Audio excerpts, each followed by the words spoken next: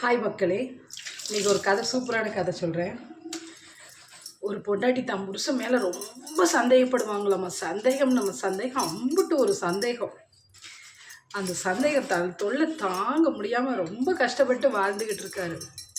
ஒரு கட்டத்துக்கு மேலே இனிமேல் இவ கூட வாழக்கூடாதுங்கிற ஒரு முடிவுக்கு வந்து அவர் ஏதாவது ஒன்று பண்ணி போய் சேர்ந்துடுறாரு.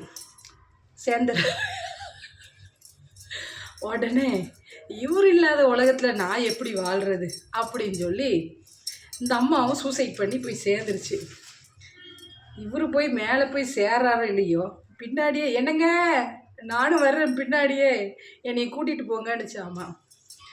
அப்படின்னு சொல்லவும், என்னடா அங்கேயும் வந்துட்டியா அப்படின்னு சொல்லிட்டு உடனே இவங்க ரெண்டு பேரும் அங்கே சண்டை போட்டுக்கிட்டு இருக்க. அதில் யமதர்மர் வந்தாராம்மா. என்ன இங்கே சத்தம் அப்படின்னு வந்தாராம்மா.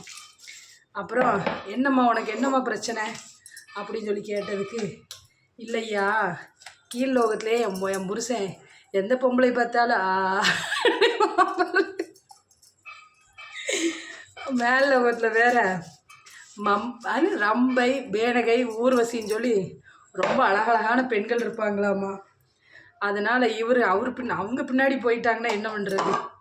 இவர் எத்தனை ஜென்மம் எடுத்தாலும் இவருக்கு நான் தான் பொண்டாட்டி